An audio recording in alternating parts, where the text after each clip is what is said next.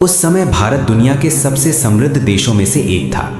मसाले, कपड़ा, रेशम, सोना सब कुछ यहाँ था। अंग्रेजों की नज़र इस दौलत पर थी, लेकिन वे जानते थे कि सीधे कब्जा करना आसान नहीं होगा। इसलिए उन्होंने एक शांत व्यापारी की तरह प्रवेश किया। 1608 में अंग्रेज पहली बार सूरत के बंदरगाह पर उतरे।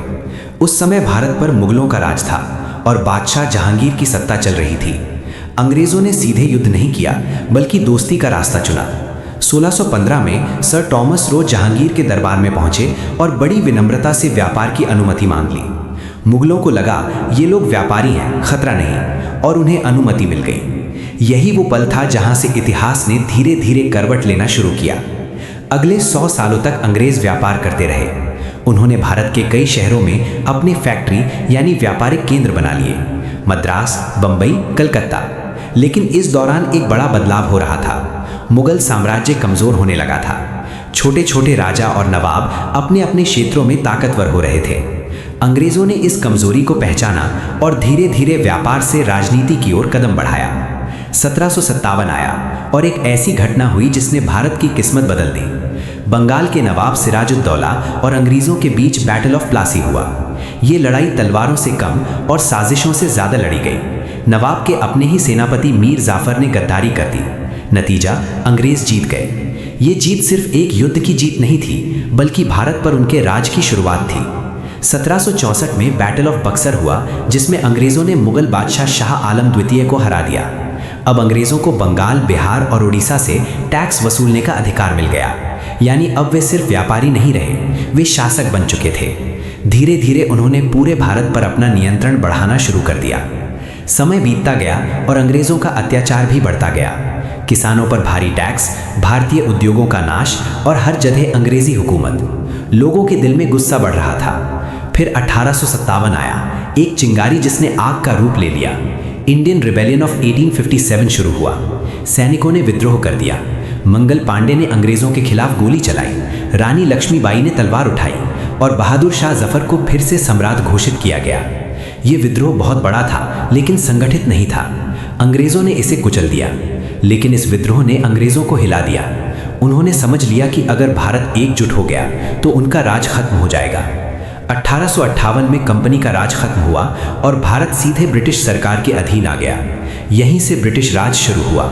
अब अंग्रेजों ने एक नई चाल चली, फूट डालो और राज करो। उन्होंने हिंदू और मुस्लिम के बीच फर्क को बढ़ाना शुरू किया। पहले जो लोग साथ रहते थे, उन्हें अलग अलग पहचान में बांटा जाने लगा। राजनीति में भी यही खेल शुरू हुआ। 1885 में इंडियन नेशनल कांग्रेस बनी। इसका मकसद था भारतीयों की आवाज़ उठाना। धीरे धीरे आज़ादी की मांग तेज होने लगी। लेकिन 1906 में ऑल इंडिया मुस्लिम लीग बनी, जिसने मुस्लिमों के अलग राजनीतिक अधिकारों की बात की। यहीं से राजनीति में धर्म का बीज बोया गया।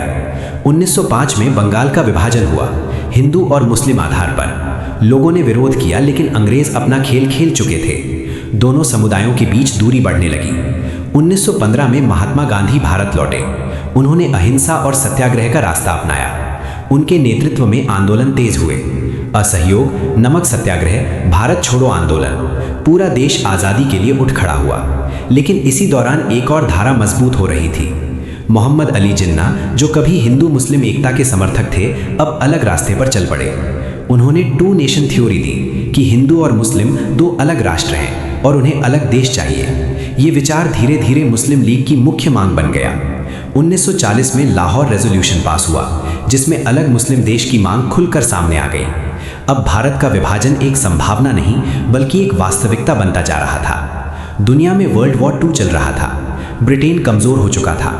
वे अब भारत को ज़्यादा समय तक नियंत्रित नहीं कर सकता था। 1946 में डायरेक्ट एक्शन डे हुआ।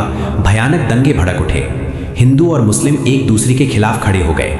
खून की नदियां बहने लगी। अब हालात काबू से बाहर हो रहे थे। ब्रिटेन ने फैसला लिया, भारत को आज़ाद करना होगा, लेकिन एक साथ नहीं।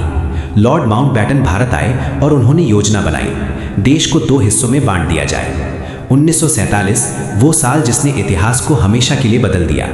पार्टीशन ऑफ इंडिया हुआ। भारत और पाकिस्तान 2 देश बन गए। 14 अगस्त को पाकिस्तान बना और 15 अगस्त को भारत आज़ाद हुआ। लेकिन ये आज़ादी खुशी से ज़्यादा दर्द लेकर आई। करोड़ों लोग अपने घर छोड़ने पर मजबूर हो गए। जो कल तक पड़ोसी थे, आज दुश्मन बन गए। ट्रेनें लाशों से भर कर आती थीं। महिलाएं, बच्चे, कोई सुरक्षित नहीं था। इंसानियत उस समय कहीं खो गई थी।